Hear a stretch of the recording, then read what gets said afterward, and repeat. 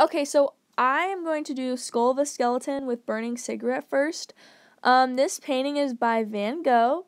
I really like it. Like, just take a minute and look at it. Like, it is so cool. It's kind of like an early ad for, like, smoking kills, and it literally is. I'll explain that later. It's so cool to me. I just think it's unique and stuff. So the historical background of this painting, at this time, Van Gogh was in really poor health. He actually died 5 years later. He was a very heavy critic of smoking, but he was a heavy smoker himself, so he was kind of like hypocritical in that aspect. This is oil on canvas, and it's kind of similar to Scream, I guess, is in kind of like the death, kind of like scary aspect of it in a way. It's just kind of like scary that like so many people smoked at this time, and this is literally like a skeleton holding a cigarette in between his teeth.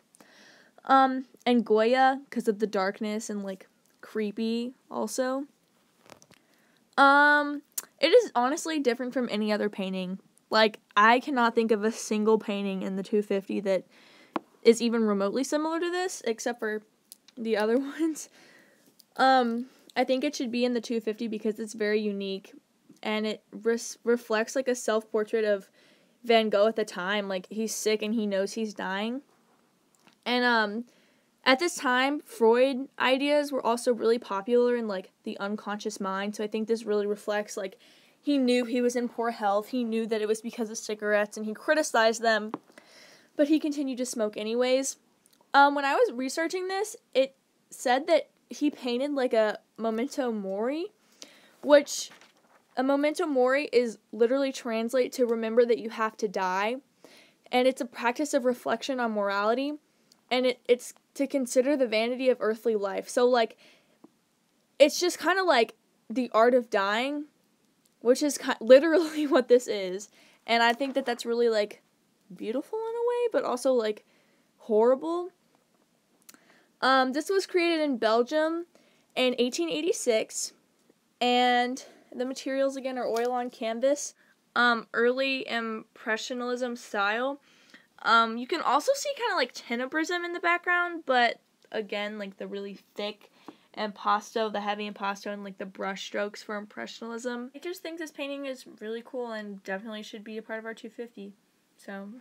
Okay, so my second favorite, I think this is so cool. This is Picasso's self-portrait, 1972. This is really, really cool. Better than any of the other self-portraits we have in our 250. This clearly represents Cubism style. I think it's so cool. It's clearly a self-portrait. You can see the ear and the eye, the nose and the mouth. But it's really unique. The historical background of this was Picasso was actually on his deathbed. He died very soon after. This was done with crayons, which is a very unique, like, materials for this. I haven't seen any. I don't think there's any in our 250 made out of crayons, but, it's similar to, I'm gonna butcher this, the Picasso painting that is in our 250, Les Demolies de... I have no idea. This is really embarrassing. And then the other one is the Jungle, the other Cubism one. And then one that's not in our 250, I'm gonna mess this up too.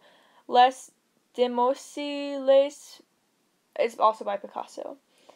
I think it should be a 250 because we have actually quite a few self-portraits once we get out of kind of like the early units. There's pretty much self-portrait in every single one, and this should be the self-portrait for this unit. I think it's wrong to leave out because it's very unique. Like, it clearly is Cubism, it clearly is Picasso, it clearly is a self-portrait of him, so why is it not in here? It was created in 1972, also in the title. It was done in France. It's cool. I really like how it's made out of crayons on paper, with like a waxy texture, so I really like it. And it's kind of like darkish looking, like it's very dark colors. Maybe it has to do with his death. I don't know, really like this painting. And it should definitely be part of our 250. Okay, so last but not least, we have Pine Trees by Hisagawa Takao. This was a traditional Japanese painting, but it's kind of modern at the same time. So the historical background, this artist was a part of, he funded, was a leader of, I'm not really sure, different sources said different things, but he had a very high role in the Hisagawa Painting School, which was the first painting school of negative space, and he came up with that Japanese idea of ma. So there's no English translation for this Japanese word of ma, but it basically is gap, space, pause, or space between two structural parts. So it's kind of like spatial designation. It's described as like a consciousness of place with simultaneous awareness of form and non-form deriving from an intense vision. I just think it's kind of cool, kind of like the composition of elements, and it's just kind of like, I mean, as you can see, like, there's a lot of like blank screen.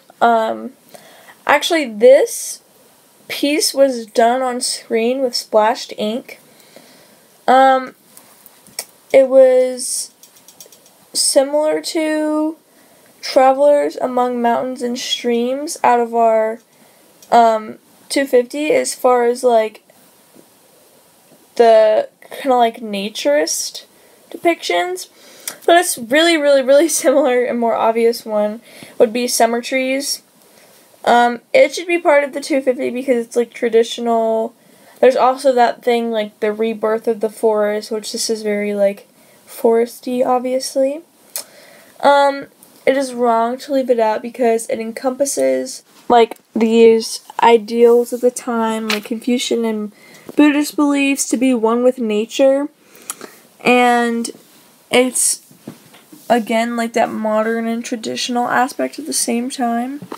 There was no exact date for this painting, but it was in the Azuchi Moyama period. And it's like expressing without painting of the natural world, and I just thought it was really cool. So these were just like the 3 pieces out of all of them that I know of that I think should be added to the 250 because how could you not?